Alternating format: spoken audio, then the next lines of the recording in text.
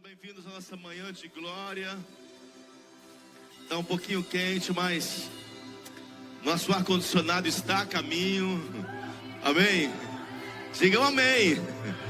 Logo, logo estaremos aqui no refrigério, num ambiente um pouquinho mais fresco. Amém? Mas enquanto isso, nós continuamos aqui adorando o Senhor. Eu lembro quando nós começamos a Manancial há 17 anos atrás. Estamos adolescentes ainda, amém? 17 anos ainda. Então quando começamos há 17 anos atrás, lá na 504 Sul, na quadra 51 em Palmas, Tocantins, Brasil, eu lembro que a gente ministrava aquele formato antigo ainda, né, amor? Aquele terno que cabia dois, né? E tinha que ministrar de gravata. Se não tivesse gravata, não podia pregar, né? Aquela calça larga. E eu ministrava ali às noites e não tinha ar-condicionado. Cerca de 50 pessoas ali. Nós já estávamos naquele nosso primeiro salão na época. E a gente estava ministrando e ali eu saía com a camisa molhada. O terno só usava o profeta uma vez, porque já ficava todo molhado, todo suado, calor, mas fazia parte, amém? Fazia parte, porque nós precisamos entender os momentos, entender os tempos. E eu tive em Angola já algumas vezes e eu vi aquelas pessoas adorando em sol, que dá quase 2 vezes daqui, um calor contínuo, praticamente o ano inteiro. E ali eles adorando em ambiente que o telhado bem escasso, parecia que ele trazia todo o vapor para dentro. Calor, e as pessoas estavam adorando, elas pulavam, não estavam nem aí com o suor que estava escorrendo, estavam adorando a Jesus Cristo. O profeta Evandro confirma isso? De metalon, aquele ferro, meu Deus, quente, eles estavam adorando. Eu falei, meu Deus, nós estamos bem demais, olha só isso. Alguns lugares que nós fomos, chão batido. E as pessoas, e eles ali, eles se arrumam muito bem, principalmente os homens, né? Os angolanos, eles se arrumam muito bem. E as mulheres botavam aquele monte de roupa e colocavam um pano em volta. Eu falei, meu Deus, que calor deve estar em volta disso, né? E os homens de terno, de gravata, ali ministrando naquele calor, mas parecia que estavam no ar-condicionado. Parecia que tinha 2.000 pessoas. Mas eles sabiam realmente a quem eles estavam adorando. Eles sabiam a quem eles estavam adorando. E porque eles sabiam como deveriam adorar. Porque não estavam adorando a um homem, não estavam ali por causa de um pregador, por causa de um ministrante, não estavam ali por causa de um ar-condicionado, um ambiente fresco, porque tinha comida, ou porque tinha uma bebida, ou porque tinha um almoço gratuito depois. Não. Eles estavam ali por causa do Senhor. Horas e horas. Eu fiquei assustado quando eu coloquei o povo para orar. Não é igual nós vemos no nosso meio. E eles orando, a gente coloca para orar. Se não mandar parar de orar, eles não param. E oram, e aí orando. E o suor descendo, e eles andam, eles se movem, e oram em línguas. E eu olhava, tentando parar, não conseguia parar. Eu tenho dificuldade de parar os moveres, né? Quando vem o Espírito Santo, faz alguma coisa. E a gente tem aquela luta ainda para adorar ao Senhor. Nós temos muita dificuldade de sacrificar. Você sabia que você muitas vezes pegar transporte, vir no domingo, talvez que é o único domingo que você tem para dormir mais tarde, é um sacrifício ao Senhor. Amém? O evangelho verdadeiro é feito de sacrifício. Por isso que as trevas estão sempre sacrificando, derramando sangue, se cortando, estão entregando filhos, consagrando filhos às trevas, porque é sacrifício. Mas nossa geração tem sido uma geração muito light. Eu fico pensando, né, esses dias o profeta Davi estava me mostrando um vídeo, e imagine Paulo com os apóstolos, com os discípulos, aquela igreja apostólica primitiva, tudo que viveu, que enfrentou e se tornou o que se tornou. Olhar para a nossa geração do TikTok hoje, imagine.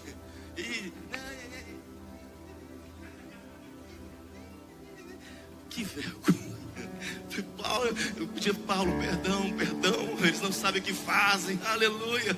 Mas é uma geração da Nutella, do TikTok, não é, cooperador? Meu Deus, reclamam por causa do horário, reclama do calor, reclama do Talvez não vem porque não tem aquela roupa para vir, uma roupa nova, ou porque vai ter que levantar mais cedo para trabalhar e sai 5 da manhã, mas para reunião, vamos chegar em cima do horário, tá bom. Mas para o trabalho você tem que chegar mais cedo.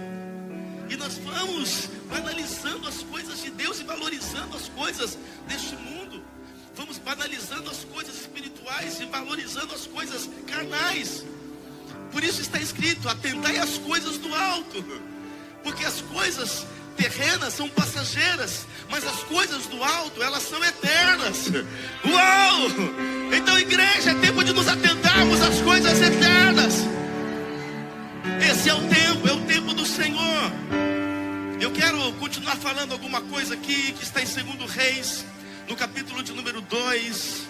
2 Reis, capítulo 2.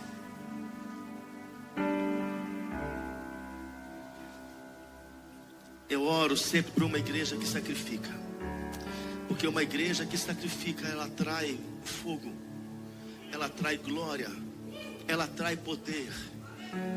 Sacrifício só é sacrifício quando você vai além. Uma coisa é você, financeiramente falando, entregar uma oferta cotidiana. Outra coisa é você sacrificar porque aquilo vai doer e você não sabe como vai fazer amanhã. Uma coisa é você vir para cá, ar-condicionado, e fica aqui muito bem sentado. Outra coisa, às vezes não tem o ar-condicionado e às vezes tem que ficar em pé. Poxa, estou 1 hora aqui já em pé aqui adorando. Mas no mundo ele já ficou 2, 3 horas em shows, em eventos, e não reclamava, não queria nem que acabasse, porque a carne estava sendo saciada, mas aqui o espírito que é alimentado. Amém? Então o evangelho é sacrifício. Por isso que Jesus foi para a cruz, obedeceu até a morte de cruz, que foi o sacrifício dele. E ele disse: aquele que quer vir após mim, aquele que quiser, eu não vou obrigar ninguém, mas aquele que quiser alcançar a vida eterna, tudo que eu preparei, negue-se a si mesmo, tome a sua cruz, a sua luta, a sua batalha, a sua dificuldade, a sua aflição diária, talvez até horária, e segue-me. Os que vão me seguir vão enfrentar lutas, aflições, dificuldades, apertos, resistências. Hoje o que nós precisamos entender como igreja é que precisamos estar mais fervorosos ainda. Nós estamos exatamente no tempo da apostasia, que é o esfriamento da fé. E o diabo, disfarçado de um bom amigo, de um bom professor, de uma boa pessoa, está enganando os escolhidos para o avivamento, os escolhidos para abençoar a igreja, para incendiar a igreja. Está tentando enganar a esses, e usa problemas financeiros, problemas familiares, problemas de relacionamentos, circunstâncias, dificuldades, traições, abandonos, tantas coisas. Para quê? O objetivo do diabo não é te tirar da igreja, é te esfriar na fé. As igrejas estão cheias de pessoas que estão frias na fé. Pessoas frias na fé, elas não querem mais servir, porque perderam, elas trocaram, inverteram os seus valores. Onde está escrito Mateus 6,33, busque em primeiro lugar o reino de Deus. Não é 1 mês, 2 meses, busque em primeiro lugar o reino de Deus, as outras coisas te serão acrescentadas. Dinheiro, emprego, capacidade, em primeiro lugar o reino de Deus e as coisas dele. Fazer para Deus, trabalhar para Deus. E esse é o momento em que nós deveríamos estar muito mais empenhados, muito mais engajados, muito mais fortalecidos. Mas muitos estão sendo tomados pela apostasia, e a maioria está dentro das igrejas. Porque quando o esfriamento, a apostasia começa a pegar, a tomar as pessoas, elas não conseguem reagir mais, elas ficam apáticas, elas não se manifestam mais. Por quê? Porque o esfriamento, a apostasia é um prenúncio da morte espiritual. Morto não fala, morto não reage, morto não diz amém, morto não dá glória a Deus, morto não serve a Deus, morto não dá aleluia, morto não dá glória a Deus, porque morreu. no meio da igreja, morto, porque não reage, porque não se expressa. Nos louvores, na adoração, adoração é expressão do que você quer fazer para Ele. Por isso existe uma diferença de louvor e adoração. Nós louvamos pelo que Ele fez e faz, e o adoramos pelo que Ele é. Uou! Oh, aplauda Jesus, reaja, se expresse aí, igreja. Uou! Eu quero te dar um conselho de paternidade aqui como filho. Falo, como Paulo disse, falo como a filhos. Se você não quer ser pego pela apostasia seguida de morte, se aproxime de pessoas que estão incendiadas, que estão queimando. Seja uma brasa que vai para o meio daqueles que estão vivos, daqueles que têm faísca. Não deixe o diabo te colocar dentro de um saco. Uma brasa dentro do saco não serve para nada, mas uma brasa junto com aqueles que estão incendiados vai pegar fogo, vai ser útil, vai queimar a carne.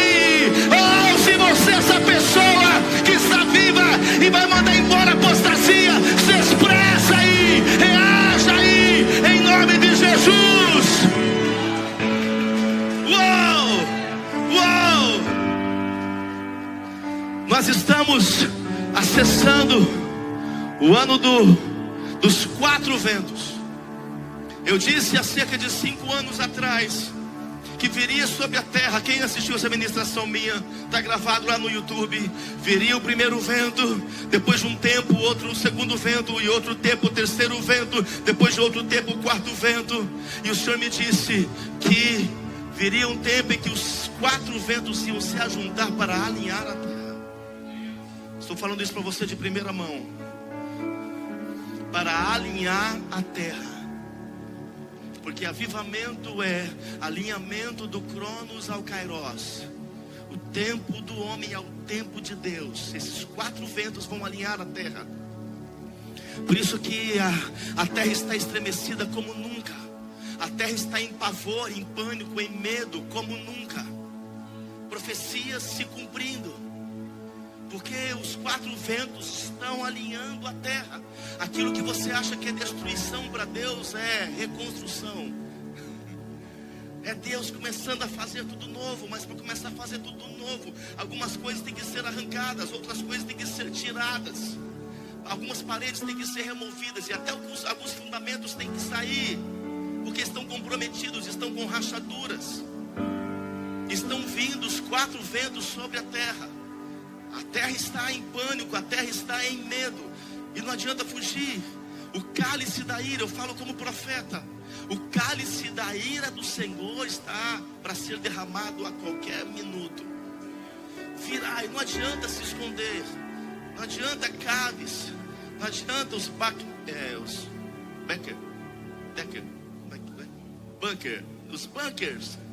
não adianta se esconder, vai pegar todos. Por isso nós precisamos estar guardados. Por quê? Porque nesse tempo, ouça, filhos, ouça, aquele que tem ouvidos, ouça o que o Espírito diz. Nesse tempo os remanescentes serão separados. Os remanescentes serão separados para Deus, não serão tocados. Os remanescentes serão poupados, serão guardados nesse alinhamento da terra. Porque aqueles que o Senhor fizer permanecer, será de onde vai vir um grande avivamento depois desses 4 ventos juntos. Você crê nisso? Diga glória a Deus, diga aleluia. Meu Deus, eu quero fazer parte desta igreja. Não é a manancial, é a igreja que vai viver isso. Muitos de várias denominações serão tirados, serão chamados. Então, meu querido, cuidado, porque você talvez nadou e não veio agora nesse ano morrer na praia. Nadou, lutou, perseverou. Cuidado para que você não comece no espírito e termine na carne. Porque é muito mais importante, guarde isso, de como você começa as coisas da sua vida, é como você termina as coisas da sua vida. Talvez você começou errado, com motivações erradas, como Moisés começou o ministério dele matando o egípcio. Talvez você começou tudo errado, mas importa como você vai terminar. Não adianta, como aquela parábola das 10 virgens, as 5 prudentes e as 5 imprudentes. As 10 ouviram as mesmas coisas, o mesmo cuidado, o mesmo zelo. As 10 virgens ouviram. 5 conseguiram preservar, outras 5, elas adormeceram. No final, estavam indo tão bem, de vela acesa, prontas, preparadas, estavam indo bem as 10. Mas no final, justamente no final, quando estava para chegar o noivo, 5 não vigiaram e adormeceram e apagou-se as velas. Quando chega o noivo, elas correm para aquelas outras 5 para tentar pegar e não tinha mais jeito, acabou. Esse é um tempo, igreja, de muita vigilância. Esse é um tempo em que nós precisamos aprofundar mais e não voltar para o raso. Mergulhar ainda mais profundo. Buscar mais a Deus, mais o secreto, mais jejum, mais oração. Nós estamos em jejum de Daniel em toda a manancial no Brasil. O jejum de Daniel começou. Nós não fizemos aqui porque aqui agosto é férias, né? Então nós não queremos que ninguém fique de fora. Mês que vem começamos o jejum de Daniel. 21 dias de reunião aqui. Pode aplaudir.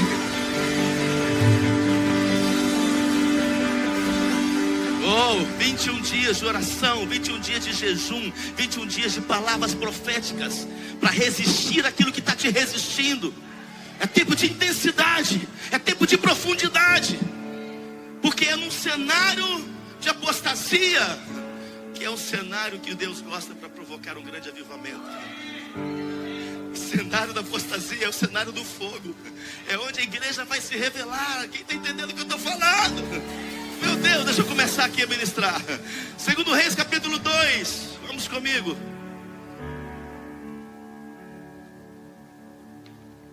Não vou demorar muito porque está muito calor. Até parece.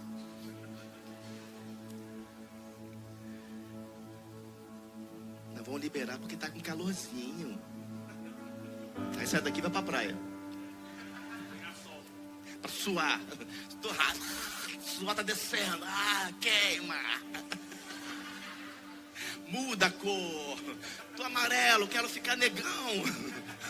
Estou Ricardo, igual um sapo. 2 Reis capítulo 2.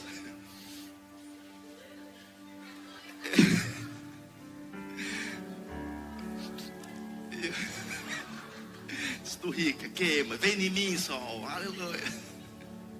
Mas eu sei que tem que aproveitar mesmo. Amém? Mas tudo tem sua hora, né? Amém? Aproveite, é um mês de férias, um mês onde o verão é curto. Os europeus procuram estar aproveitando bastante. Inclusive vamos, daqui nos próximos dias, vou anunciar aí, junto com os 5 ministérios, nossas reuniões também das 18 horas. Quem quer? Quem quer outra reunião? 18. Amém? Quem quiser vem às 10. Quem quiser vem às 18. Os famintos vêm às 10 e às 18. Amém? Será topzera. 2 Reis capítulo 2. Sucedeu que quando o Senhor estava para elevar a Elias no redemoinho ao céu, Elias partiu de Gigal com Eliseu. E disse Elias a Eliseu: fica-te aqui, porque o Senhor me enviou a Betel. Repita comigo, Betel. Amém. Porém ele disse: vive o Senhor e vive a tua alma, que não te deixarei. E assim foram a Betel. Então os filhos dos profetas que estavam em Betel saíram ao encontro de Eliseu. Veja que haviam 3 escolas aqui. Havia uma escola de profetas em Jericó, havia uma escola de profetas em Betel, havia uma escola de profetas em Gilgal. Então, sabes que o Senhor hoje tomará o teu Senhor por sobre a tua cabeça? E ele disse: também eu bem o sei, calai-vos. E Elias lhe disse: Eliseu, fica-te aqui, porque o Senhor me enviou a Jericó. Porém ele disse: vive o Senhor e vive a tua alma, que não te deixarei. Quando você vê essa expressão, vive o Senhor, vive a tua alma, era um tipo de respeito e cumprimento. Como vive o rei para sempre, vive o rei eternamente, viva o rei, né? Eu quero até ver se minha esposa fala isso comigo quando vier a gente conversar, né? Viva o Senhor para sempre, meu marido, aleluia. É uma profecia. O que você acha de fazer esse acordo? Quantos maridos gostariam que a mulher falasse isso assim, né? Tem uns que de medo nem levanta a mão, né? Fala, não tente fazer isso em casa, aleluia. Aí, ó, viu? O amor tá ali, ó. Vai dar uma voadora daqui a pouquinho. E Elias me disse: Eliseu, fica-te aqui, porque o Senhor me enviou a Jericó. Porém ele disse: vive o Senhor, vive tua alma, que não te deixarei assim que eu for para Jericó. Então os filhos dos profetas, no verso 5, que estavam em Jericó, se chegaram a Eliseu e lhe disseram: sabes que o Senhor hoje tomará o teu Senhor por sobre a tua cabeça? E ele disse: também eu bem o sei, calai-vos. Perceba que vinham alguns deles e liberavam uma palavra como se quem quisesse trazer pânico, quisesse trazer medo. Olha, você vai ficar sozinho, você não vai ter ninguém, você não vai ter mais alguém que te ensine, você não vai ter mais o teu profeta para caminhar com você. E o que Eliseu respondia: eu sei, cala-te, eu sei, fica calado. Essa é uma palavra que com muito amor você deve liberar para algumas pessoas que tentarem vir para te amassar, para te esmagar, para te inferiorizar. Você não vai conseguir, você não vai dar conta, isso é pesado demais para você. Calai-vos. Calada. Calai-vos. Quieta-te. Fica quieto. Diga alguém pro seu irmão, fala: se você fizer isso comigo, meu irmão, vou mandar você se calar em amor. Amém? Tudo em amor, amém? Elias disse: faça-te aqui, porque o Senhor me enviou ao Jordão. Mas ele disse: vive o Senhor e vive a tua alma, que não te deixarei. E assim ambos foram juntos. E foram 50 homens dos filhos dos profetas, e pararam defronte deles de longe. E assim ambos pararam junto ao Jordão. Então Elias tomou a sua capa e a dobrou, e feriu as águas, as quais se dividiram para os dois lados, e passaram ambos em seco. Perceba que sempre que o Senhor quiser te entregar algo, Ele vai provar as suas convicções. Quando o Senhor quiser fazer algo na sua vida, prepara que Ele vai provar se realmente você quer isso, se você está disposto a isso. Lembra do comandante Naamã? Ele queria ser curado de uma lepra, e o Senhor disse: o profeta disse: manda ele dar 7 mergulhos no Jordão. E o Jordão, eu lembro que existe 2 lugares do Jordão. Existe um Jordão que é o turístico, onde você vê em Israel aquelas imagens bonitas, pessoas batizando. E existe um Israel que é um lugar sujo, as águas são sujas. Foi onde o Senhor me levou quando eu tive 21 dias em Israel, em jejum, em consagração. Ele disse: não, filho, você não vai nesse lugar bonito não. Você vai lá onde tem as águas sujas, onde você não consegue ver nada. E naquela época as águas eram muito sujas também, exatamente esse ambiente. Então o Senhor estava provando a convicção. Você realmente quer ser curado? Então faça. Você realmente quer prosperar? Então obedeça. Você realmente quer alcançar isso? Então se submeta. Sempre vai haver uma condição para alcançar o que nós temos que alcançar. Sempre que você pede a Deus uma bênção, Ele te dá um processo. Sempre que você pede ao Senhor um milagre, Ele vai te dar uma prova. Você entende isso? Por quê? Porque mais importante para Deus não é um milagre ou a bênção, mas é o aprendizado. É o que você está aprendendo na sua dinâmica de vida. O que você aprendeu nessa semana, na semana passada, neste mês, neste ano. Já estamos indo para o fim. Mês que vem já é em setembro, 5 de setembro, meu aniversário. Anota isso, escapole toda hora. Aleluia. Anota, não vi ninguém anotando, hein? Já está, já está aqui. Está gravado, muito bem.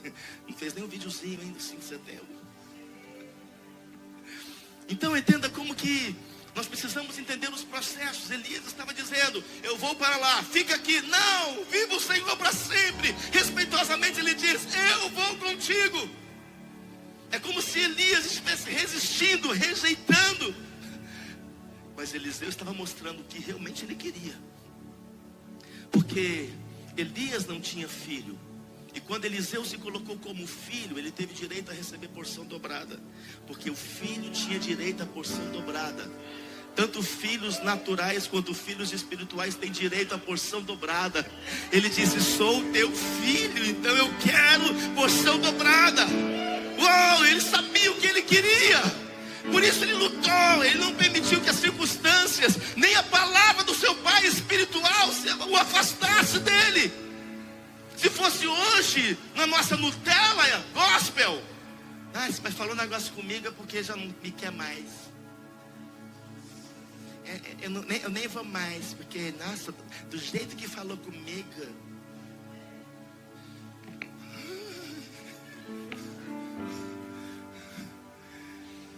Tem pessoas que às vezes entram para ser atendida. Quando sai dali, elas querem um conselho, dá vontade de dar uma chupeta para elas. Eu falei: não é possível, quantos anos você tem? Quantos anos? E às vezes nós temos tantos conselhos do altar. A palavra apostólica é uma palavra de conselho. Amém? Uma vez uma pessoa falou comigo: posso pensar que se todos nós ouvíssemos as palavras que saem do altar dos ministros, que são conselhos, direções, nós nem precisaríamos de atendimento. É lógico que tem algumas coisas que são específicas e precisamos. Mas muitas coisas que nós ministramos aqui, as pessoas vão perguntar lá. Ou não ouviu, ou não quis ouvir, alguma coisa aconteceu, mas são conselhos. Então ele queria porção dobrada. Então Elias disse: quando você me vir subir, porque a igreja precisa sempre estar abençoando um ao outro. A igreja verdadeira é a igreja que quer o crescimento do outro. Nós andamos na contramão do mundo. No mundo as pessoas querem o pior para o outro. Elas pisam, elas conspiram, elas invejam, elas mentem, elas enganam para pegar o lugar do outro. Ela quer o lugar do outro. Mas a igreja de Jesus Cristo, se é uma igreja de verdade, ela não quer isso. Ela quer que o outro cresça, que o irmão cresça, que ele seja melhor. Quando alguém vem cantar aqui, não, ele vai ser melhor, que cante melhor, ele elogia, ele aplaude, ele não fica com inveja. Nossa, vai pegar meu lugar. Não! Ninguém agora me elogia, agora só vai chamar ele, agora só vai chamar ela. Não, a igreja do Senhor Jesus, porque tem o Espírito de Deus, quer que o outro cresça, quer que o outro melhore. E se alegra com a vitória do outro, se alegra com o crescimento do outro, se alegra com o dom que o outro recebeu. Meu Deus! É a igreja incendiada. Então, você ora para o outro tomar o lugar dele, não é para você pegar o lugar dele. Isso é o invejoso. O invejoso não quer um igual ao seu, ele quer o seu. Porque não tem nada, nenhum problema em você querer igual. Você achou legal, você achou bonito, você achou útil. O problema é que o invejoso quer o que você tem. Ele quer tirar, ele quer seu marido, sua esposa, quer o seu emprego, o seu dinheiro, o seu carro, o seu neném. É isso que ele quer. Quando vir subir, por isso que a dinâmica é sempre gerar discípulos. Amém? E Deus vai revelando o caminho, Deus vai revelando o processo e vai entregando os estágios necessários. Por isso que passou por esses 4 lugares. Eu comecei a falar alguma coisa aqui na semana passada. Então os estágios são processos de Deus para te entregar o que é definitivo. Estão notando? Os estágios são processos de Deus para te entregar o que é definitivo. Amém? Por isso que você tem que sempre respeitar os processos e viver os processos. Não tente pular os processos, porque você vai ter um problema amanhã. Viva os processos da sua vida. Se o teu processo hoje é você se humilhar, então se humilha. Porque se você nesse tempo, nesse estágio da vida, você não se humilhar, amanhã você vai cair de novo. Tu, tua casa, tua família e teu ministério. Se o teu estágio hoje é reconhecer os teus erros, reconheça. Senão você vai ter um problema pior amanhã, e pior depois, e pior depois. Não aprendeu nada. Quando você não aprende, a fase volta, o estágio volta. Vocês estão entendendo isso? Quantos estão entendendo? Diga aleluia. Então nós precisamos ir aprendendo uns com os outros, ouvindo uns aos outros. E muito cuidado para que você não se afaste daquilo que você jamais poderia se afastar. Então existe o estágio em que você vai parar para ouvir. Então pare e ouça. E vai ter o estágio que você vai ensinar o que você ouviu. São estágios. Isso é um estágio que você vai entrar, que talvez você chegue aqui em Portugal, vai carregar pedra. É o estágio. Faz parte da dinâmica. Alguns já entram aqui, começam, e quando passam pelo aperto, pela dificuldade, os imigrantes, eles vão embora. Porque não entendeu que é um processo. Eu lembro quando eu cheguei em Portugal. A gente está dentro das saídas e vindas nossas. A gente está agora fixo quase 2 anos, mas na saída e vinda tem mais de 6 anos. Quase 3 aqui agora. Nessas idas e vindas. E eu lembro quando nós viemos morar aqui, nós moramos num quarto pequenininho. Dava o quê, amor? Metade disso aqui? Aqui de baixo? Metade. Com 5 pessoas. O profeta Evandro sabe. Ainda bem que ele não estava lá, que só ele ia ocupar sozinho o ambiente todo. Um livramento, aleluia. Sim, depois teve 5 pessoas naquele ambientezinho. E a gente saía para ir no banheiro, a gente pensava 20 vezes. 20. E a bexiga ia enchendo, ia avisando, vou explodir, você segurava, porque para levantar, e o frio, e não tinha nada que aquecia, frio, não tinha aquecedor, e nós passávamos ainda, passava pela sala, pela cozinha, e lá do lado de fora, que você enfrentava o inferno do frio, para entrar ali naquele banheiro, sentava, dava um grito. Quem sentou e deu um grito aí? Somos humanos, aleluia. Depois eu fui aprendendo, eu vou deixar sempre minha esposa na frente, aleluia. Profeta. Mas foi a minha fase, a fase de dor, a fase de sofrimento que estava gerando alguma coisa. Eu não precisava, o profeta Evandro estava, eu não precisava estar ali, não precisava ficar ali. Minha esposa limpando casa ali, cozinhando, porque nós estávamos na casa de alguém, a gente não queria, nunca gostamos de ser pesados, de explorar ninguém.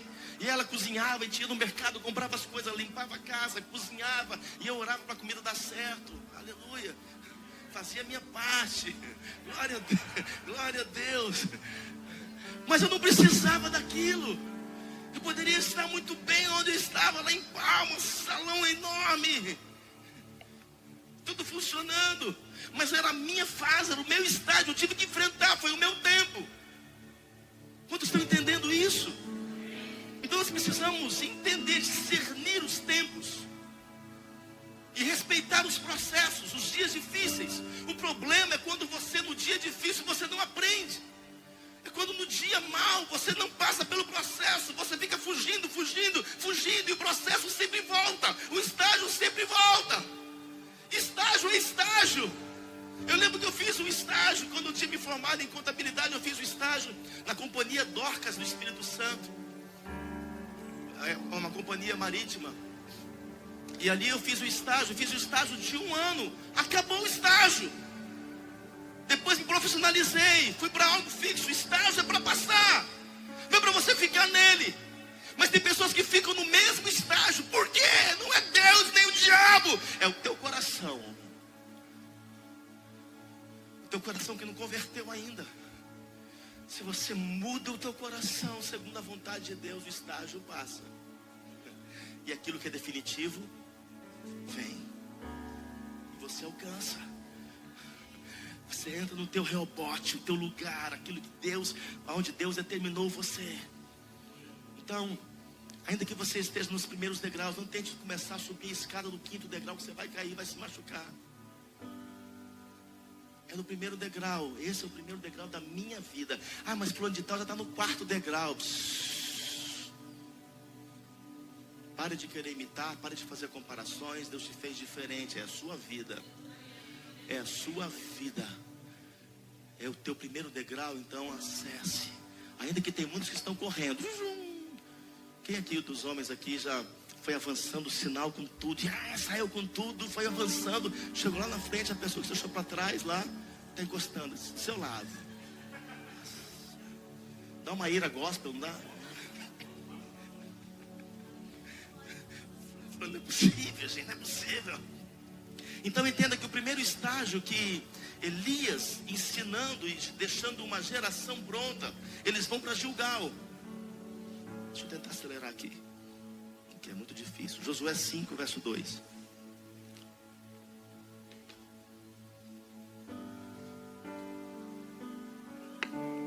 Primeiro estágio, como nós já lemos, fala que ele foi para Gilgal. Em Josué 5, verso 2, ele diz assim: naquele tempo disse o Senhor a Josué: faze facas de pedra. Naquela época era assim.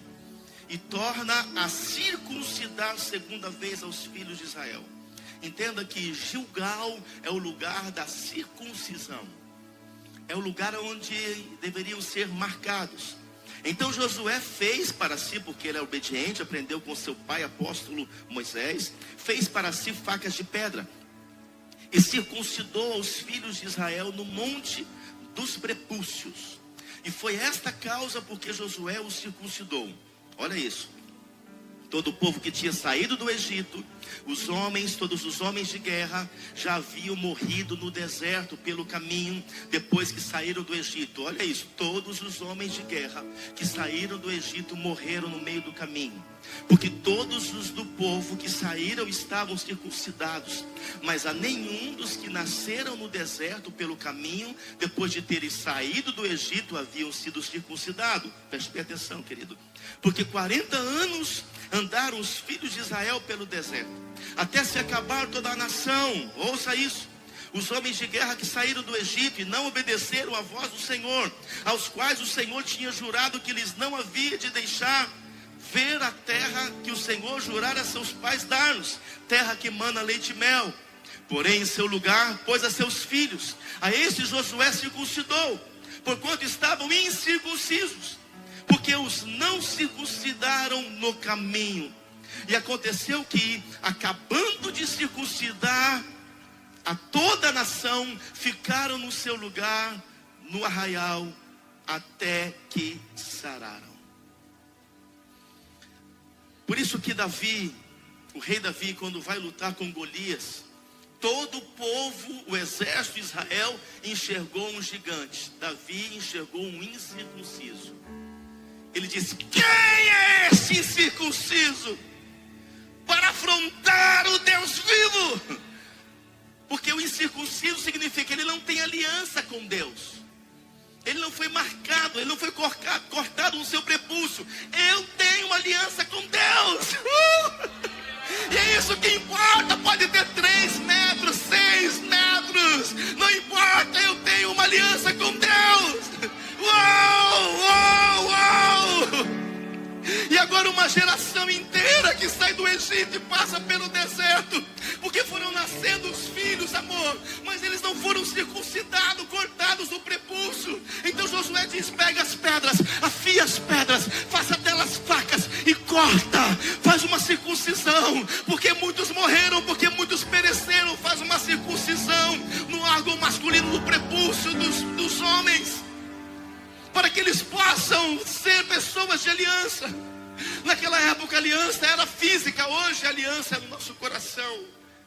Hoje não precisamos dessa circuncisão no prepúcio, mas precisamos de uma circuncisão no coração. Homens e mulheres de aliança, Deus tem uma aliança com você, mas você tem uma aliança com Deus. Até onde vai a sua aliança com Deus? Olha aqui para mim, por favor, querido. Até onde vai a aliança com o teu chamado? Até onde vai a aliança com o teu ministério? Até você ficar machucadinho, feridinho, emburradinho, ou não gostou de alguma coisa? Até onde vai a sua aliança?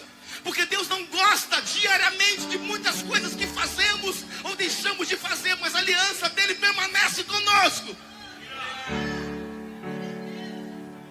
Olhamos no céu, o arco da aliança. Uns falam arco-íris porque o inimigo roubou. Íris era uma deusa, então colocaram como um arco dela. Não, arco é arco da aliança. Que nós vimos nos céus Ali é Deus falando: tenho uma aliança com vocês. Tenho uma aliança com Abraão, com Isaac, com Jacó. Deus é Deus de aliança. Por isso que Deus, quando vem para Jacó, Jacó não tinha uma aliança com Deus ainda.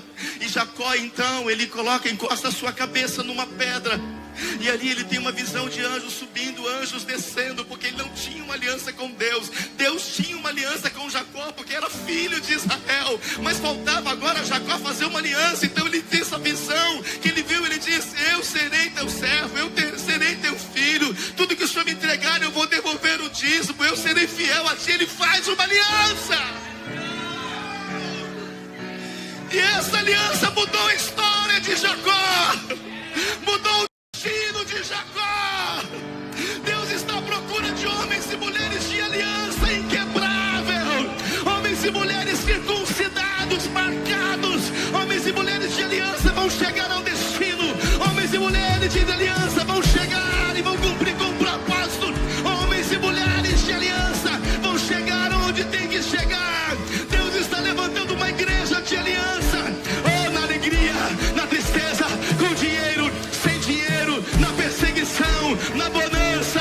Oh, Deus está à procura de homens e mulheres de aliança. No dia bom, no dia mau, ouvindo o que quer, ouvindo o que não quer, na afronta, na vergonha, na honra. Deus está à procura de homens e mulheres de aliança. Se você é essa pessoa, se expressa.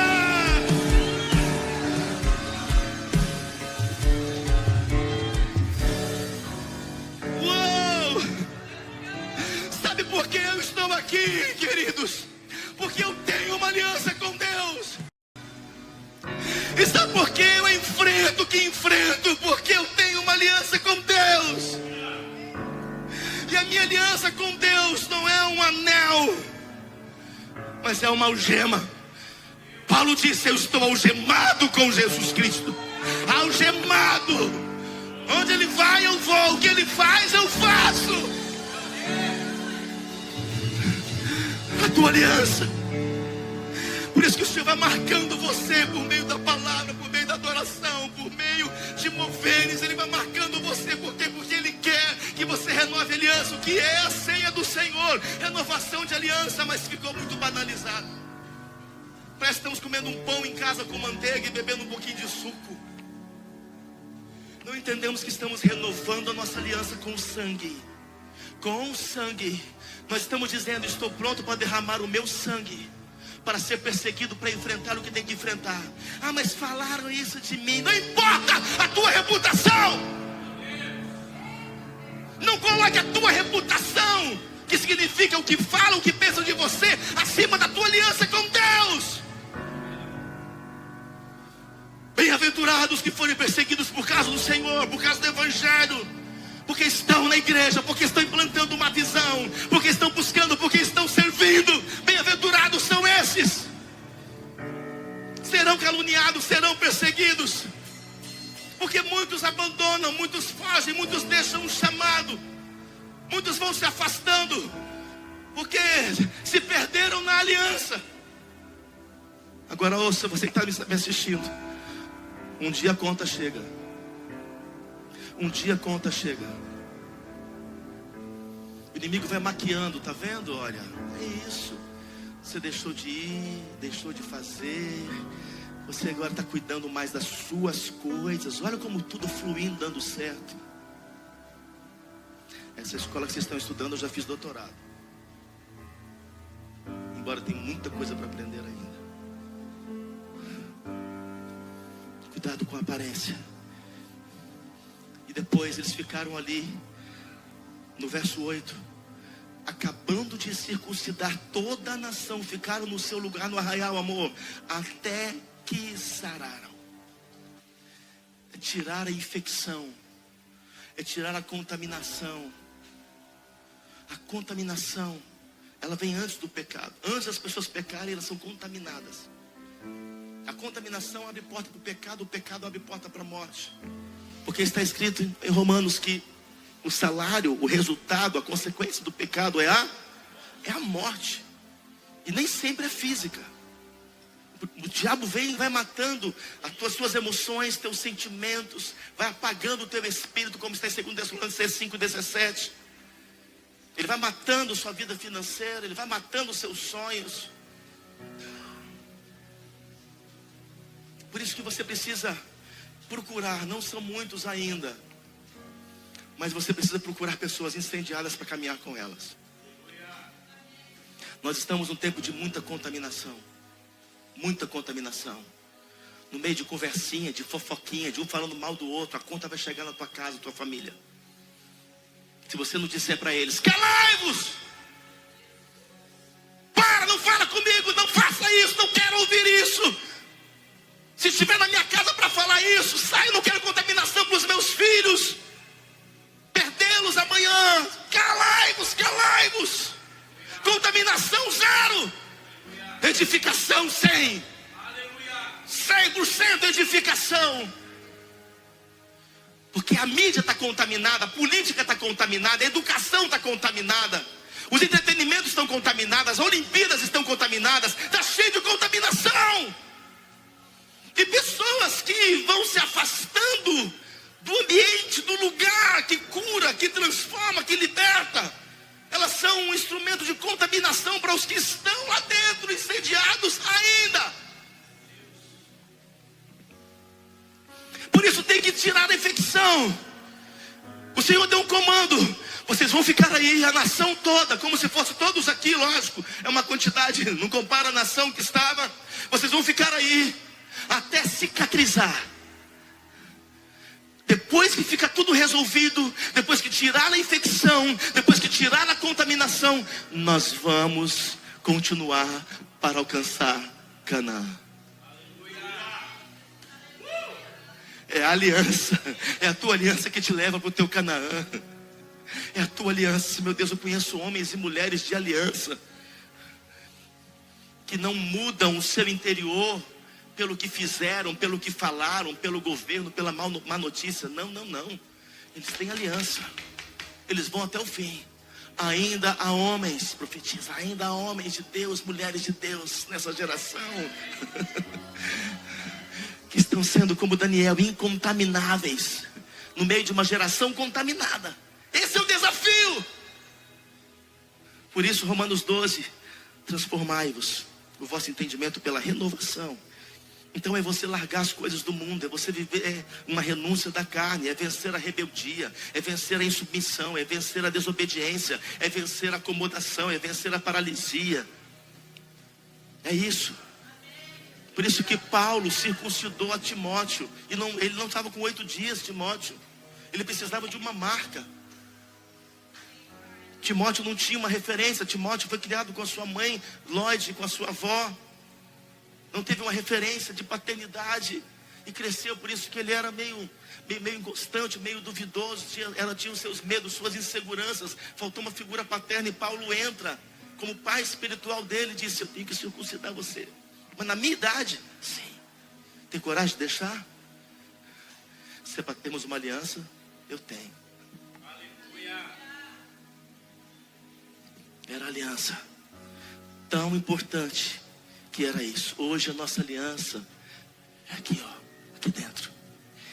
Quem é este incircunciso que não tem aliança com Deus?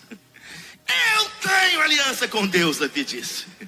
Porque eu tenho uma aliança com Deus. Eu posso jogar uma pedra, meia pedra. Eu posso fingir que vou lançar uma pedra. Esse gigante vai cair por causa da minha aliança com Deus. É a minha aliança com Deus. O que derrubou Golias não foi a pedra, foi a aliança de Davi com Deus vivo. Desde o início, Deus agiu com o sobrenatural. Ei, homens e mulheres de aliança derrubam todo e qualquer gigante dessa terra. Se você está comigo nesta fé, se expressa aí, lembrados de glória.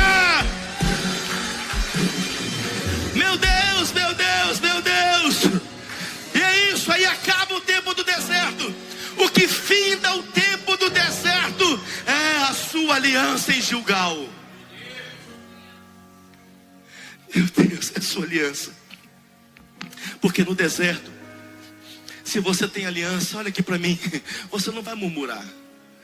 Você não vai procurar culpado. Você não vai fugir, você não vai xingar, você não vai ficar irado, você não vai pecar, você não vai enganar, você não vai mentir.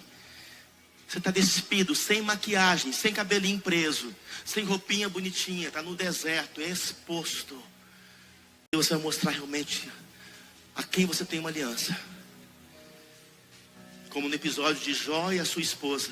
Jó mostrou, perdendo tudo, com quem ele tinha aliança. E a mulher dele, perdendo tudo, mostrou com quem ela tinha aliança. Amaldiçoa esse teu Deus e morre. Mas Jó prostrou-se sobre a terra e adorou ao Senhor. Adorou sem nada. Adorou sem promessa.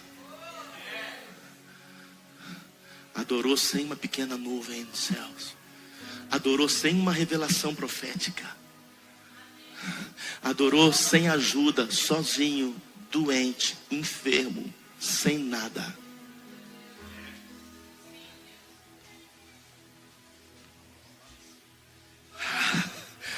Aliança. Aliança. Gilgal é o anúncio para um novo tempo. Eu disse que Gilgal é o anúncio para um novo tempo. Nós estamos em Gilgal hoje aqui. Estágio de Gilgal. Você tem que deixar o Senhor te marcar. E você tem que fazer aliança com Deus. Mas não é essa aliança do mundo. Por isso que a aliança de casamento é uma aliança eterna. Eu estou em aliança com a minha esposa há 33 anos. E vamos chegar aos 50, aos 70. E no céu ela falou que quer ficar comigo também. Eu falei, então, eternamente, aleluia. Você falou, não? Ah, tá. Então, dá um bom testemunho para os filhos também. Mas tem pessoas no casamento que tem contrato. Casamento não é contrato. Se ele fizer, eu faço. Se ele não fizer, eu não faço. Se ele não me amar, não vou amar. Se ele não fizer isso, eu também não vou dar o que ele quer. Isso é contrato. Quem tem aliança faz o que tem que fazer a despeito do outro, do que o outro fez. Tem pessoas que têm contrato com Deus. Ah, Deus não fez até agora, eu vou dar um tempo. Contrato. Não, Deus não agiu na minha vida, eu fiz campanha, eu fiz foi para você. Tudo foi para você, você parou para pensar? Eu fiz jejum, eu fiz oração, isso só ajudou você. O jejum não santificou Deus. A tua oração não melhorou Deus. Foi tudo para você. Eu jejuei, eu orei, eu busquei a presença, eu fui para a igreja, tudo foi para você, não foi para Deus. Você pensa que quando você vem para cá, Deus olha, ai meu filho, graças a Deus, eu estava morrendo. Que bom que você veio. Se você não viesse, é para Ele. Foi tudo para você. Você parou para pensar isso? Mas quando Ele não fez, não, eu fiz, Ele tem que fazer. Ele pode fazer, Ele pode não fazer. Ele pode fazer no dia ou no outro, de um jeito ou de outro. Mas homem é homem e Deus é Deus. Ele fazendo ou não fazendo, Ele te ama e sabe o que é melhor para você. Por isso que Deus te ama como você é, mas não te deixa como você está. Ele me ama como eu sou, mas nunca me deixa como eu estou. É diferente. Por isso que nós precisamos entender que não podemos ficar condicionando Deus. Quem ama não condiciona. Repitam isso. Eu amo a minha esposa a despeito do que ela faz para mim, incondicionalmente. Às vezes ela fez um pão que não foi muito legal, mas tá legal. Te amo, hein, aleluia. Não, mas ela faz uma... Ontem, moça, fez uma janta. Eu comprei o arroz certo, o feijão certo e o bife certo. Os homens dizem, esse é o segredo.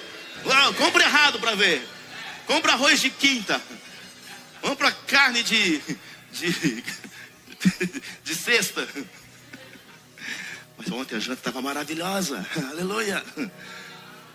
Mas não é condicional. Tem muitas coisas que eu faço que ela não gosta e não muda o nosso amor. Tem muitas coisas que ela faz que eu também não gosto, mas não muda o nosso amor. Não é contrato, é aliança. Independente se fez, se não fez.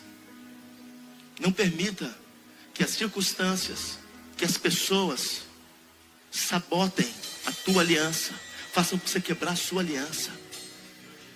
Porque de vez em quando Deus vai permitir aquele irmãozinho difícil, aquela situação indesejada, aquela palavra que você não gostaria de ouvir, que você pensa que é só o irmão, mas Deus está provando o seu coração, as suas convicções.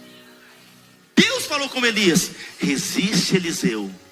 Mas se eu resistir, ele pode não querer vir, não vai ter sucessor. Resista a ele, diga para ele não ir com você. Esse é meu Deus. Fica aqui, Eliseu. Um profeta dizendo: não, isso é uma revelação. Mandou ficar, tem alguma coisa, vou morrer se eu for. Convicção. Tão certo como vive meu Senhor, com todo respeito, eu vou contigo. Então tá bom. Outro estágio: fica aqui. Terceiro: fica aqui. Não, isso aí só pode ser confirmação. Mas ele tinha convicção de quem ele era, o que ele queria. Eu tenho convicção do meu chamado, do que eu construo, do que eu faço, ainda nas minhas imperfeições. Eu tenho convicção de quem é Deus na minha vida. Então não tem homem, não tem principado, potestade, anjo que vai poder impedir. Só o próprio Deus, que me tira, que me mata, que me impede. E a vontade dele é soberana, e é isso que tem que ser feito. Isso é aliança. Aliança com o meu chamado. Na aliança, você muitas vezes não está com vontade de fazer, mas por causa da aliança você faz. Na sua aliança com Deus, com o teu chamado, muitas vezes você não quer nem servir naquele ambiente, mas por causa da tua aliança com Deus você serve. Teve muitas coisas no início do meu ministério que eu fiz que eu não queria fazer. Lavava, limpava o banheiro. Eu e minha esposa acabava os eventos, quem lavava os panelões era a gente que estava ali. A pastora Cleusinei está com a gente desde o início, ela sabe disso. Shekinah, que a gente fazia, o Shekinah era nós três. Imagina. Por isso está escrito: nem anjo, nem principado, nem potestade, nem coisa do porvir, nada vai me separar do amor de Deus que está em Cristo Jesus. Nada vai me fazer quebrar minha aliança. Vão vir pessoas difíceis, vão vir pessoas que vão abandonar, trair, enganar, mentir, rejeitar, criticar o que eu faço, mas eu tenho uma aliança acima de qualquer homem, é com Deus.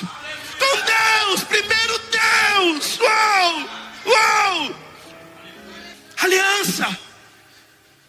Muitos hoje não conseguem acessar Canaã porque estão incircuncisos, porque não tem aliança, ou vivem quebrando aliança.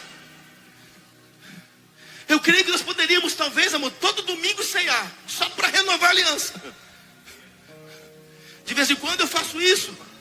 Pego 5 ministérios, pego alguns discípulos, estamos em 4, 5 reunindo, pega o pão e ali vim, vamos ceiar aqui, vamos renovar a nossa aliança. Alianças têm que ser renovadas continuamente. Amém? O reino das trevas, que não inventou nada, mas copiou tudo, eles vivem renovando alianças, vivem derramando sangue, vivem se cortando, vivem entregando sacrifícios, que é renovação de aliança. Pacto, aliança é pacto. Então Gilgal é isso. Josué 5 verso 10. Eu vou encerrando aqui.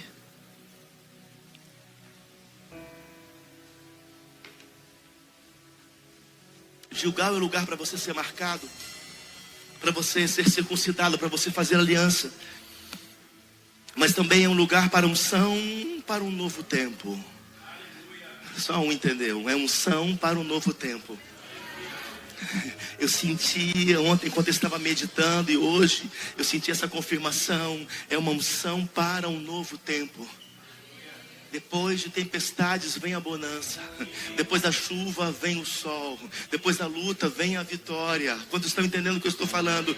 Depois da vergonha vem a dupla honra. É sempre assim, é sempre assim. É um novo tempo que o Senhor está anunciando para o seu povo. É um novo tempo que o Senhor está anunciando para a sua igreja. Eu venho aqui da parte de Deus profetizar, fazer um decreto apostólico.